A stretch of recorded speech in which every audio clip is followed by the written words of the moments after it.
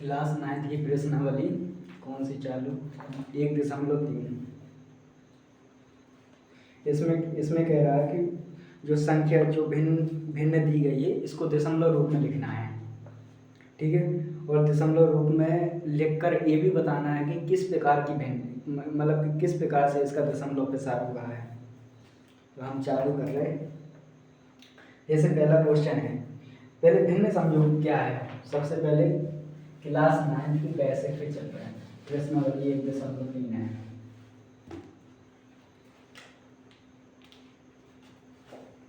प्रश्नावली 1.3 भिन्न क्या है।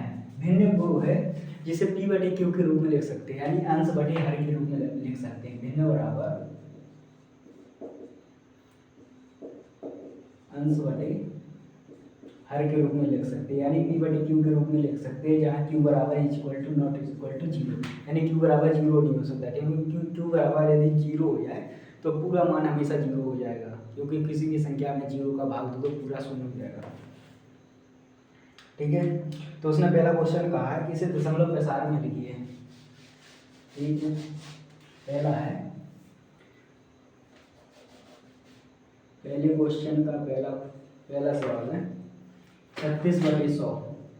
36/100 इसे दशमलव, यानी कि जो हमेशा हर का भाग अंश में देते हैं, ठीक है। हर का भाग 2 अंश में, 100 का भाग 2 36 में, ठीक है। भाग नहीं जा रहा, दशमलव लगाओ। भाग नहीं जा रहा, दशमलव लगाओ, ठीक है। फिर यहाँ शून्य बढ़ाओ, कितने बार में जाएगा, 3 बार में जाएगा, 300। फिर यहाँ पर घटा दिया, बचा 60, ठीक है। फिर एक बार दशमलव आ जाए, फिर दोबारा दशमलव लगाने की जरूरत नहीं है। दशमलव के बाद कितने भी जीरो अपने आप बढ़ा सकते हैं। तो यहाँ पर क्या है, यहाँ पर फिर जो है 6 बार में गया, कितना आ गया 600, 0 आ जाएगा, ठीक है। यानी कि इसका दशमलव प्रसार क्या है 0.6। और इसमें ये भी बताना है कि किस प्रकार की भिन्न, यानी ये शांत भिन्न है, वो शांत दशमलव प्रसार है। शांत दशमलव प्रसार ये क्या है, शांत है, ठीक है। शांत और अशांत में अंतर समझिए। शांत वो है जिसका पूरा पूरा भाग चला जाए, यानी दशमलव आ जाए कोई प्रॉब्लम नहीं, यानी पूरा पूरा भाग चला जाए, दशमलव आने पर भी पूरा भाग चला जाए। और अशांत क्या है, जिसमें पूरा पूरा भाग न जाए, यानी कि भाग देते रहो कुछ ना कुछ आता जाएगा, ठीक है। और एक है अनावसानी अनावर्ती, यानी कि किसी भी कोई भी संख्या है तो उसमें, जैसे एग्जाम्पल के थ्रू बता रहे हैं, जैसे 3 5 फिर 3 5 फिर 3 5, यानी इसका रिपीटेड अंक होता जाता है। ये क्या है, अनावसानी अनावर्ती है।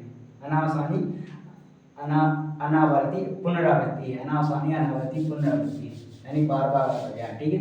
तो पहला क्वेश्चन हो गया, ये क्या है, शांत आया। अब दूसरा क्वेश्चन देखो, दूसरा भाग है 1/11। अब हमेशा क्या है, हर का भाग अंश में देते हैं, ठीक है। इसमें भी 11 का भाग 1 में करना है, भाग ने 11 का भाग 1 में किया, भाग ने ये गया क्या किया, दशमलव लगाया, लेकिन शून्य लगा लेते हैं पहले, ठीक है। 0.0 बढ़ाया, यहाँ 1 बढ़ाया, भाग नहीं जा रहा, अभी भी नहीं जा रहा भाग। फिर से जब यहाँ पर एक बार 0 दशमलव लग जाए तो यहाँ पर कितना भी 0 बढ़ा लो, यहाँ पर 100 कर लो, ठीक है। तो क्या हो गया, 11 9 99, 9 बार में जाएगा। फिर बचा 1, फिर 1 बचा, फिर यहाँ पर डबल 0 करो, फिर 9 बार में गया, फिर 99 आ गया, फिर यहाँ पर 1 बचा, फिर यहाँ पर 9, फिर यहाँ पर 100 आ गया, 99 आ गया।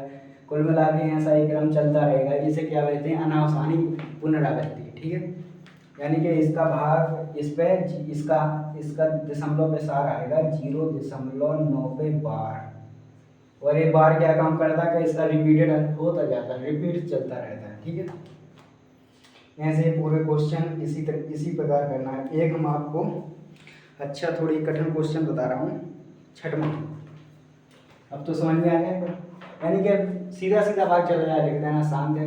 और भाग ना जाए, पुनरावृत्ति हो, अंकों की पुनरावृत्ति हो, तो उसमें डायरेक्ट लिख देना कि दशमलव के साथ तो पूरा पूरा लिखना है, ठीक है, और उसमें लिख देना अनासानी, अनावृत्ति या पुनरावृत्ति जो भी आता हो वो लिख देना। अब इसका छठवां क्वेश्चन देखो, क्योंकि छठवां क्वेश्चन है सरल, पर जो भाग देने में जो भिन्न भिन्न को दशमलव के साथ में लिखने पर परेशानी हुई वो बता रहा हूँ मैं, ठीक है। छठवां है 329/400, ठीक है, ये है। तो इसमें क्या है, इसमें सबसे पहले हम 400 का भाग देंगे, 400 का भाग देंगे 32/9 में, ठीक है, यहाँ पर। और हम इसे डायरेक्ट भी कर सकते, चलो 400 का भाग दो, 400 का भाग 329 इसमें दिया, भाग नहीं जा रहा है, जीरो लगाया, दशमलव लगाया, यहाँ पर जीरो बढ़ाया है। अब कितनी बार में जाएगा भाग, 8 बार में गया, यहाँ पर भाग कितनी बार में गया, 8 बार में गया, यहाँ 8 बार में आएगा, हाँ 400 का 8 चौको 32, ठीक है, कितना बचा, 90 बचा, 8 बार में गया था, ठीक है। अब यहाँ पर फिर जीरो बढ़ा है, 2 बार में गया, 4 दूनी 800, फिर 2 बचा, ठीक है, फिर 2 बचा, फिर यहाँ पर जीरो गया, यहाँ पर 5 किया, यहाँ पर 90, 4 दूनी 8, 0, ठीक है, फिर यहाँ पर 2 है, 56, 5 बार में पूरा पूरा चले जाएगा, 56 पूरा पूरा चला गया, ठीक है। क्या बचा, जीरो, कुछ नहीं बचा। तो इसका दशमलव के साथ क्या है, दशमलव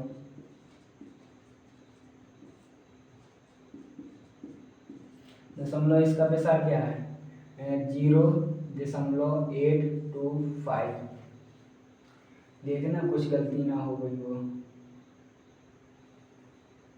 पूरा गया, 90 बचा, ठीक है, जीरो बना है, 800 आ गया, यहाँ पर ना बाबू, यहाँ पर गलती हो गई, यहाँ पर गलती हो गई, तो 1 सेकंड, यहाँ पर 100 आ गया, ठीक है, 100 आ गया, फिर से जीरो बढ़ाया, फिर से 2 बार में किया, अब यहाँ पर कितना, 800 आ गया, अब आ गया 200, फिर जीरो बढ़ाया 5 बार में, यहाँ पर 2, फिर 5, फिर आ गया 2, तभी तो मैं सोचूं कुछ गलती हो रही, ठीक है, आ गया, यहाँ पर कुछ नहीं बचा है, डायरेक्ट काटो, 31 लगाओ।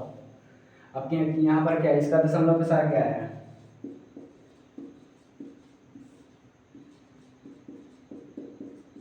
दशमलव के साथ है 0.8225, ठीक है, और ये क्या है, शांत है, क्योंकि पूरा पूरा चला गया भाग, शांत है। दशमलव के साथ पूछे इसके बाद शांत भी लिखना, वरना 2 नंबर का होगा, 1 नंबर तो इसी में कट जाएगा, तुमने बताया नहीं है शांत है या अशांत है या नाशान है, पुनरावृत्ति क्या है इसमें, ठीक है। अब दूसरा क्वेश्चन कह रहा है, इसमें 1/7 का मान दे दिया, 0.142857 पर बार है, ठीक है। उसने कहा यदि इसका मान a है तो क्या 1/7 1/7 का, वो 2/7 का, 3/7 का, 4/7, 5/7, 6/7 का दशमलव के साथ क्या होगा। बिल्कुल सिंपल सा इजी क्वेश्चन, ठीक है। तो जैसे 2/7 है, वो पहले 1/7 का मान उसमें जो दिया है वो लिखो 1/7, ठीक है। 1/7 का मान क्या क्या कहा उसने, 0.142857 और इस पूरे पे बार, ठीक है। 1 मिनट,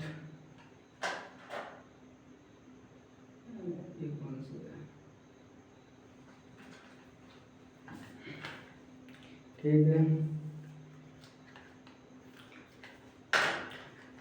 ये बताया। अब उसने कहा कि 1/7 का तो बता दिया उसने, अब उसने कहा कि 2/7, अब उसने कहा कि 2/7 का, उसने कहा है 2/7 का बताओ, ठीक है।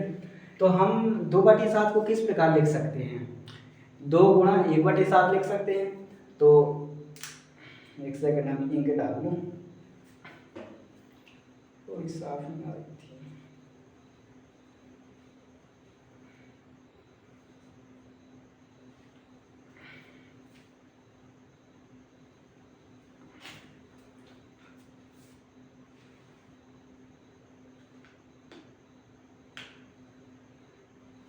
चलो बाद में डालेंगे, ठीक है।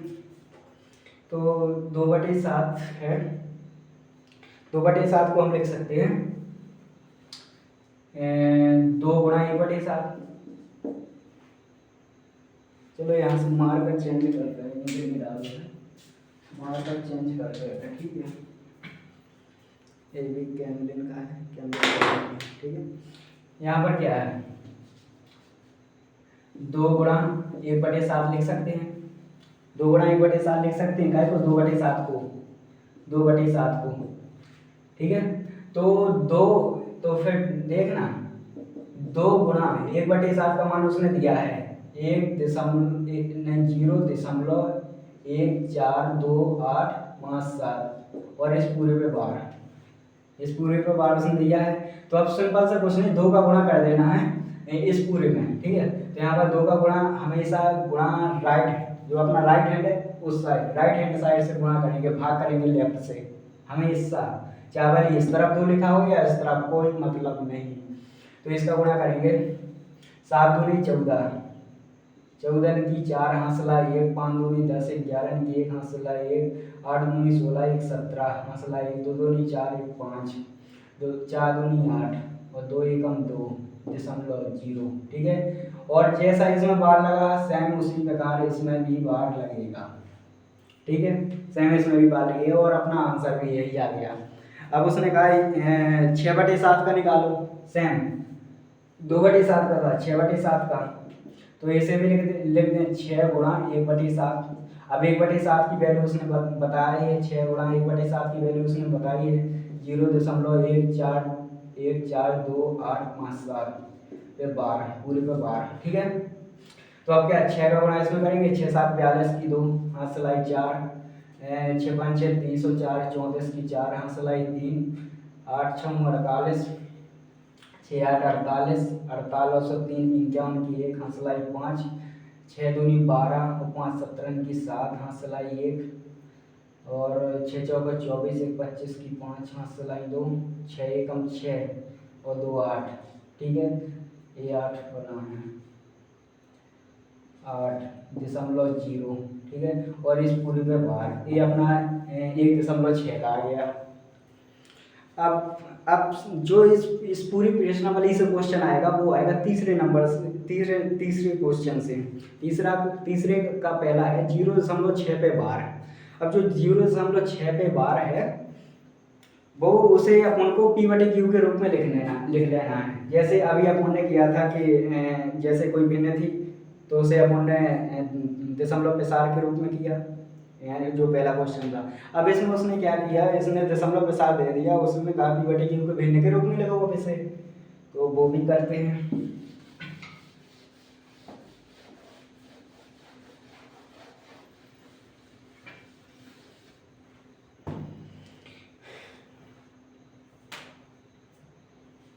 जैसे 0.6 पे बार पहला क्वेश्चन है, तीसरे का पहला क्वेश्चन है 0.6 पे बार, ठीक है। तो अब हम इसे P/Q के रूप में लिखेंगे, ठीक है।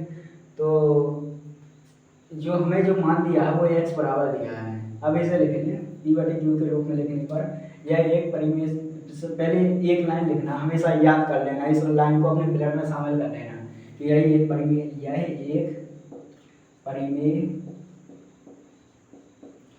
परिमेय संख्या है, क्या है, जिसे P/Q के रूप में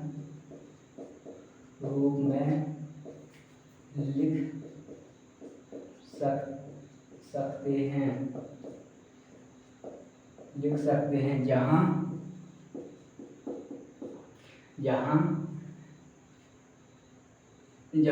Q बराबर इक्वल टू नॉट 0, यानी जहाँ Q बराबर 0 नहीं है, ठीक है, यहाँ Q बराबर 0 नहीं है, ठीक है। तो हम इसे लिखेंगे, यहाँ पर हल लिखा,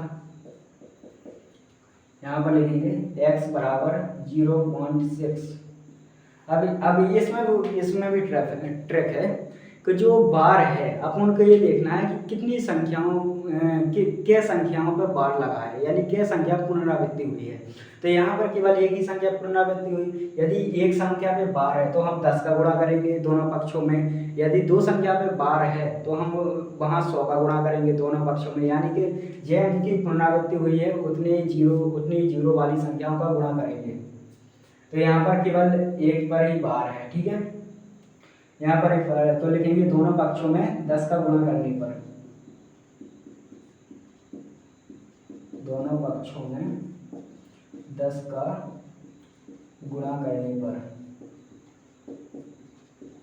दोनों पक्षों में गुणा करो 10 का। यहाँ पर आ गया 10, यहाँ पर आ गया 10x बराबर, यहाँ पर इसका मान पता क्या होता है, जैसे कोई 0.6 पे बार लगा तो बार का मतलब ही होता है बार बार, बार का मतलब बार बार, अनंत, कोई लिमिट नहीं, अनंत। तो यहाँ पर इसमें 10 का गुणा किया तो इसका आ गया 6.666 डॉट डॉट डॉट डॉट जाएगा, ठीक है। इसे समीकरण 1 डाल दिया, सिंपल विधि बता रहा हूँ मैं आपको। इसे समीकरण 1 दे दिया, इसे समीकरण 2। अब लिखना है, अब अपन दशमलव के बार के इस तरफ आ गए, आप उनको सीधा सीधा आखिरी स्टेप है समीकरण 2 में से 1 को घटाने पर, समीकरण 2 में से 1 को घटाने पर,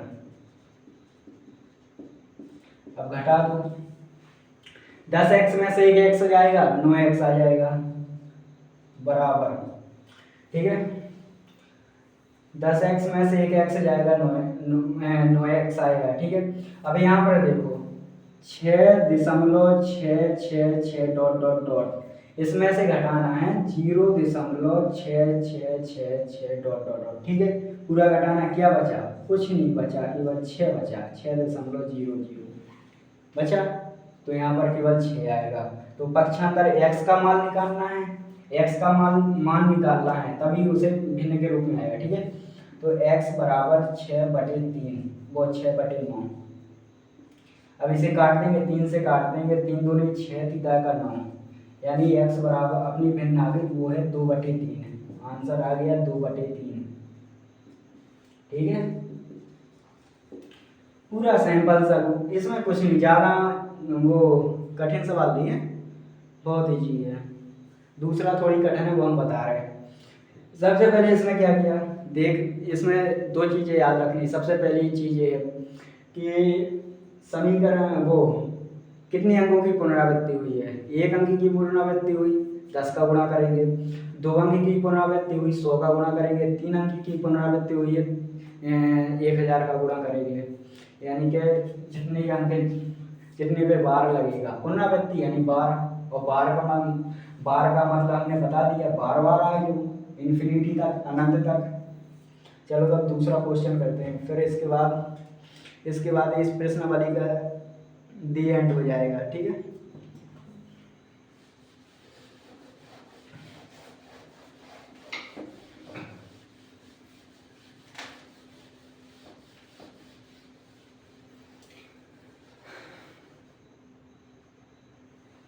दूसरा क्वेश्चन क्या कह रहा, दूसरा क्वेश्चन कह रहा 0.47, वो भी एक ही पे बार, ई पे भी, इस पर भी केवल एक ही पे बार है। तो इसमें भी वही लिखेंगे जो पिछले सवाल में किया था कि यह एक परिमेय संख्या है, इसे p/q के रूप में लिख सकते हैं, पर q बराबर 0 नहीं है, ठीक है। फिर दोनों पक्षों में x के बराबर ऐसे करेंगे पहले, ठीक है। फिर दोनों पक्षों में 10 का गुणा करने पर, दोनों पक्षों में 10 का गुणा कर दिया, समीकरण 1 दे दिया, वो समीकरण 1 इसे दे दिया, x बराबर जो लिखा, और फिर दोनों पक्षों में 10 का गुणा करने पर वहाँ जो आया तो उसमें क्या करेंगे, उसे समीकरण 2 दे देंगे। फिर लिखेंगे समीकरण 2 में से 1 को घटाने पर, घटा देंगे, जो आ गया पक्षांतर करेंगे, x की वैल्यू निकालेंगे, और x की वैल्यू हमेशा भिन्न को प्रदर्शित करेगी यहाँ पर, ठीक है। तो अब इसमें लिखते हैं, यह एक परिमेय संख्या है, यह एक परिमेय संख्या है, इसे संख्या है, इसे पी बटे क्यू के रूप में लिख सकते हैं, जहाँ क्यू बराबर 0 नहीं है पी बटे क्यू के रूप में लिख सकते हैं, जहाँ क्यू बराबर 0 नहीं है। ठीक है, अब इसे करें दोनों पक्ष, इसे x के बराबर करेंगे पहले 0.47 बार, लेकिन बार की जगह बार बार ऐसा लिखो अब। ठीक है, बाद में घटाने में प्रॉब्लम हो जाती वरना। तो अब क्या करेंगे, अब दोनों पक्षों में 10 का गुणा, दोनों पक्षों में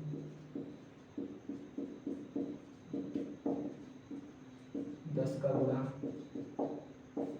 दोनों पक्षों में 10 का गुणा किया, क्या है यहाँ पर 10x बराबर 4.7777 इतना डॉट डॉट डॉट। ठीक है, यहाँ क्या किया, समीकरण 1 इसका, इसे समीकरण 2 दे दिया। अब समीकरण 2 में से एक को घटाने पर, समीकरण 2 में से एक को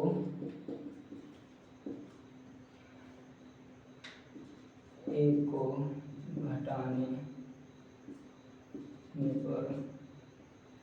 समीकरण 2 में से एक को घटाओ, क्या है 9x बराबर 9x और बराबर क्या आएगा, घटाना कठिन नहीं है ज़्यादा।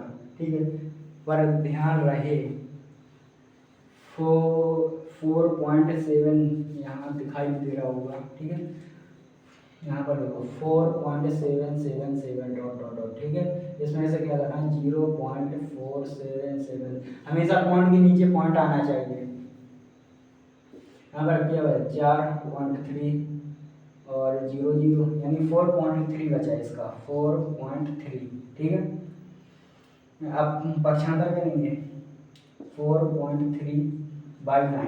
ठीक है, यहाँ पर दशमलव हटाएंगे नीचे 0 आ जाएगा, तो वैल्यू क्या आ गई 43/90। ये हेलो अपनी भिन्न है, इसे ये क्या आ गई, भिन्न आ गई अपनी। और कुछ,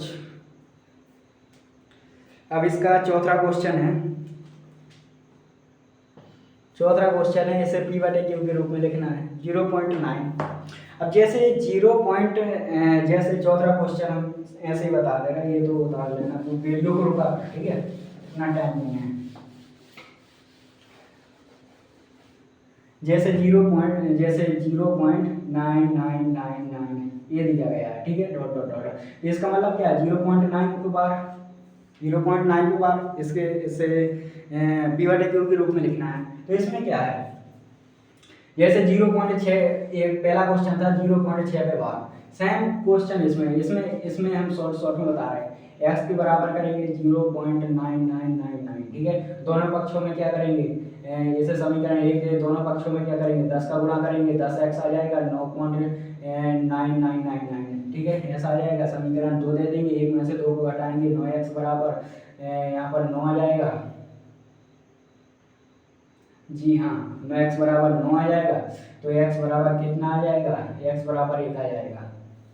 एक क्या है, परिमेय संख्या है। जी हाँ, एक परिमेय संख्या, क्या है, इसे p बटे q के रूप में लिख सकते हैं। ऑफकोर्स 1 के बटे में 1 लिख सकते हैं, अतः यह परिमेय संख्या p बटे q के रूप में इसे लिख सकते हैं। ठीक है, 1 बटे 1 कर सकते हैं। इसी के साथ अपने चैप्टर की समाप्ति। एक क्वेश्चन और है 8वां, एक क्वेश्चन है अपना 8वां, जो क्या कह रहा है कि दो परिमेय संख्या दी गई है, इनके बीच अपरिमेय संख्या ज्ञात करनी है। अपरिमेय संख्या, 3 अलग अलग अपरिमेय संख्या ज्ञात करनी है। तो क्या, जैसे 5/7 है और 9/11 है।